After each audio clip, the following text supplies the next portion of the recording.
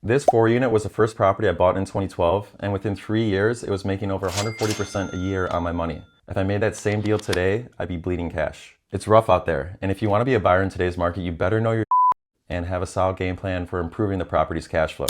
Knowing your starts with knowing the numbers, so I'll break them down on my original purchase and then show you what that same deal would look like if you bought in 2025. Once you see the difference and clearly understand the numbers, I'll walk you through the strategy I would use if I started from zero today. Multifamily real estate is by no means a get-rich-quick scheme and involves some very big numbers. If you make a mistake, you can find yourself taking one step forward and 10 steps back. So really take this breakdown in and understand it, because underwriting properties is crucial to making smart investments.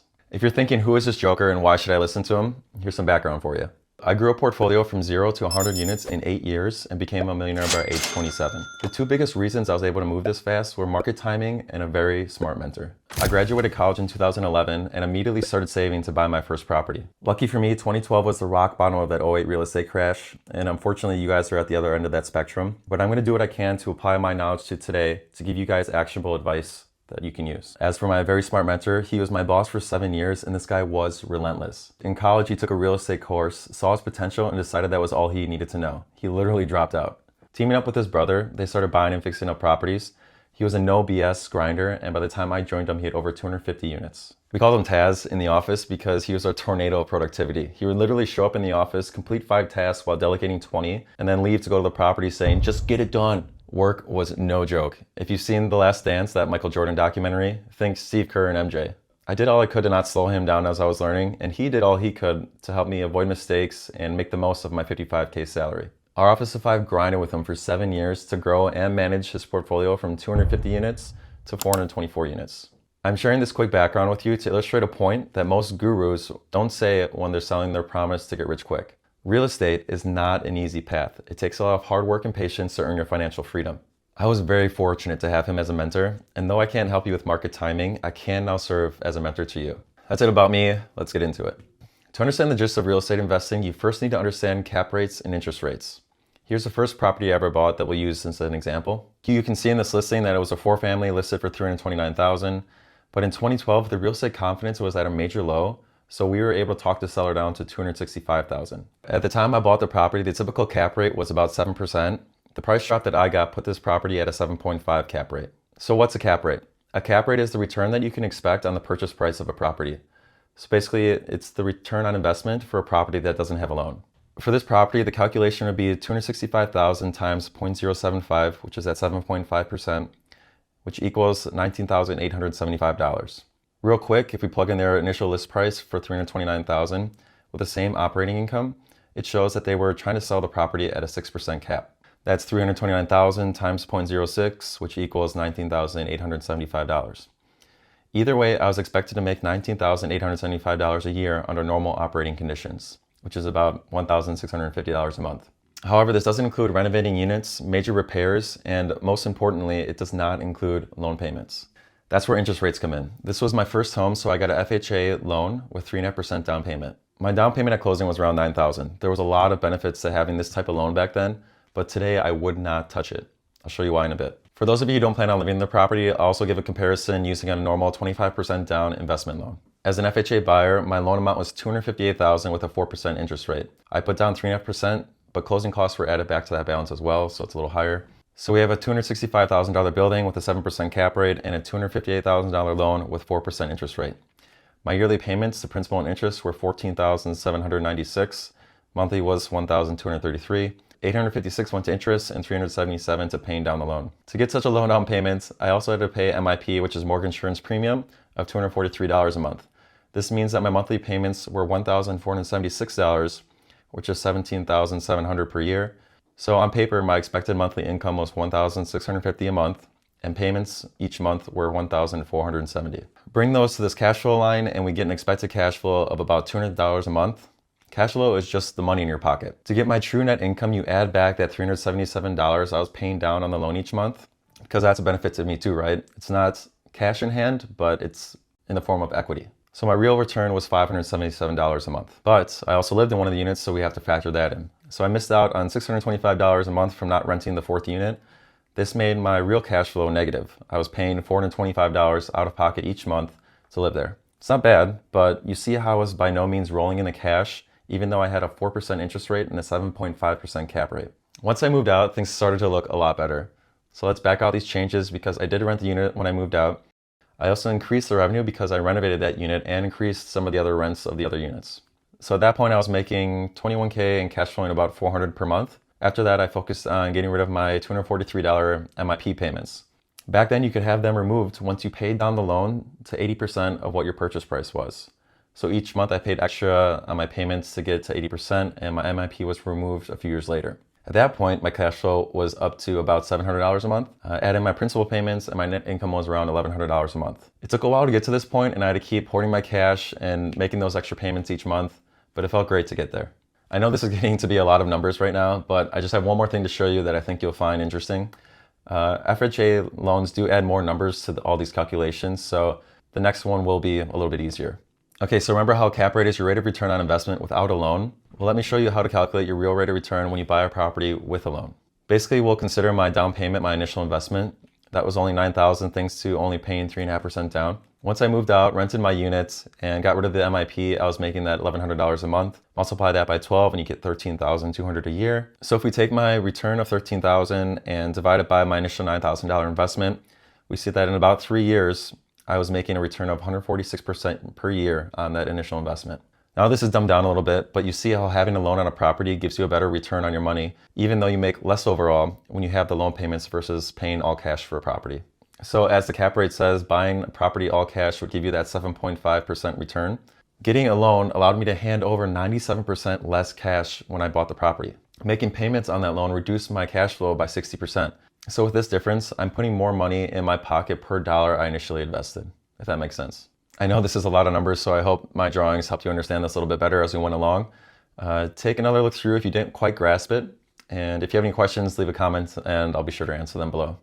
Okay, now let's look at this as if I bought it as a pure investment. I'm not going to live in the building. 3 big things happen. I pay 25% down instead of 3.5. I have no MIP charge, and I get to keep the 4th unit's $625 every month. This higher down payment reduces my loan to $199,000, lowers my loan payments to $12,600 a year, and monthly from $1,476 a month with the FHA loan to $1,050. Big difference, right? And with all 4 units paying every month, this means I would cash flow about $600 a month from the get-go. Add back my principal payment and my total return is $986 a month. So remember how I bought at a cap rate of 7.5%? Let's see what the real return on investment would be with an investment loan. 25% down payments and closing costs would be about $68,000. So if you compare the cash you paid at closing, your investment, to your return each year, you would do $986 times 12 is $11,832. Your final yearly return on investment is 17.4%. Again, better than that 7.5% cap rate if you didn't get a loan. Let's quick compare this to the FHA loan. With that FHA, I made 146% return on investment and only 17.4% on this conventional. This is because my initial investment, the down payment on the FHA loan, was tiny compared to the conventional loan, so I made more money per dollar that I initially invested. This concept is called leverage. Okay, now moving on to the reason you're all here. Why does this not work well in 2025? The big picture answer, there's too much competition driving prices up and returns down. The internet and social media gurus gave society a wealth of truly awesome information. All the talk over the years of real estate being an amazing investment helped a lot of people get in on a secret that before a few people knew. It's funny, when I started, I was literally made fun of by girls and friends for being in a boring profession. But now the secret's out. Everybody wants to get on real estate and the competition has never been higher. This competition raises prices and makes once amazing returns harder and harder to get. Which brings us to the example. Let's use the same property but give it today's cap rate and interest rate. According to JP Morgan and CoStar data, the national average cap rate is 6.1%. Business Insider and Zillow have owner-occupied loans at 6.49% and investment loans at 6.6%. We'll just use 6 for both to make it simple, and hopefully interest rates come down soon. I still own this big, beautiful brick box today and just rented out that renovated unit for $1,195 a month. So this was the unit that I lived in and renovated before I moved in. Since this is the nicest unit in that building, it's a little more expensive than the others, so let's just make this easy again and say that the average rent is $1,000 a month. So we have 4 units at $1,000 a month times 12 months, which is a $48,000 revenue. Now we need a quick way to calculate the property's worth. When we're doing this quick calculation, we assume that the operating expenses are about 35% of the revenue, 40% if you're providing heating and cooling. So we take that $48,000 revenue, take out 35% in expenses, and use the cap rate to see what that building would sell for today. We get an equation that looks like this. It's 48,000 minus 48,000 times 35%. So that gives you operating income of $31,200. Divide that by the cap rate of 6%, so 32.1K divided by 0.06, and you get a price of $520,000. For those of you that are good at math and formulas, here's your easier one. You do the income times 1 minus the 35% expenses, and then divide that by 0.06, and that's the same $520,000. It's just a little shorter to get there. And that is what I would sell that building for today at a 6% cap rate. Next, we have to apply the 6% interest rate to these two scenarios. Remember how I said I wouldn't touch FHA loans today? You're about to see why. So looking at this calculator, you can see that we have a $520,000 price, 3.5% down, 6% interest rate. They actually recommended 6.5, but we're doing the 6. And today's MIP cost, which I was surprised to see is worse than when I bought in 2012, because there's upfront fees and there's monthly fees that you can't get rid of. Yeah, trash, I know. So down payment is $19,000, loan amount is $511,000, upfront MIP is $9,000. That's crazy. You got to add that to your initial investment because that's something you have to put in before the property is even making anything for you. It'd have a monthly payment of $3,000. That is rough, very rough. Okay, so your operating income on the property is $31,000, that's 6% cap rate, or $2,600 a month. When I bought in 2012, this was $1,650 a month, just to compare. Your monthly mortgage payment is $3,000. So before you even move in, you're cash flowing negative $400. Can we stop here? Seriously.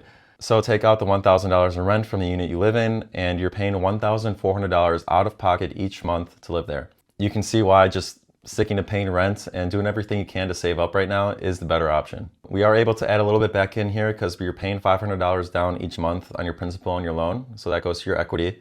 And your net income really is negative $900 a month. Negative. People buying these places really need to stop. You're the reason that prices are high. Your bar for return is so low that these sellers have no, why wouldn't they sell to you? You're their exit strategy. I don't even know why lenders are approving these loans because these are risky deals and there's a good high chance that these are going to come back to them as foreclosures. So please be smart, guys and girls. You're not only losing money each month, but if there's a real estate bubble that pops, you're also going to lose equity in the short term. Okay, now let's go to the pure investment approach, which isn't much better. Okay, we have the same building and we will use the conventional investment loan. The price is $520,000, 25% down payment. So you minus that $130K down payment to get a $390,000 loan. You can see that your monthly payment will be $2,500 with $560 of that going to principal, which is again your equity. Your cash flow is the $2,600 operating income and a loan payment of $2,500. So cash flow ends up being $100 a month. What if a furnace goes out? What if you need a new roof? One new hot water heater and you lose half of your cash flow for the year. To me, it's not acceptable. So let's just say you go a year with everything going perfectly. There's no big issues. What is your return on investment? So you put down $130,000 to purchase a property. That's your down payment. And your cash flow and principal payment return is $660 a month. So multiply that by 12. So you got $8,000 a year in return. $8,000 divided by your initial investment of $130,000 is 6%. It's something, but for all the risk that you have for needing to replace a roof, that will be over $10,000, or any other big repair, your 8K return can get wiped out with 1 or 2 big issues. Even with a perfect year, the effort it takes to manage a property and manage the risk is not worth 6%.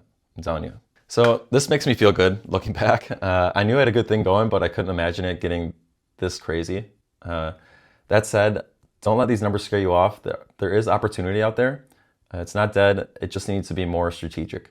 I see too many first timers prancing into ownership like it's the yellow brick road and doing anything they can to get a deal when they should really be telling these sellers to take a hike. If you want to be smarter than Dorothy, when buying today, you need to be careful about what you buy and have a plan to improve the returns before you jump into making an offer. Sure, inflation will usually help increase your rents over time, but we just went through a period of very high inflation. So I wouldn't be surprised if that slowed and maybe even went below norms. So I wouldn't count on rents going up. If there's a recession, rents will be at best flat for a few years like they were in 2008. Rents somehow didn't go down, they just stayed flat. So at least that's a good sign. If you want my take on the economy and the future of real estate prices, you can click on the link that should be up here. I'll be updating that video very soon, so hit subscribe if you want to see that one come in as well. Then there's interest rates. People say that they're counting on interest rates to go down and they'll refinance at that point.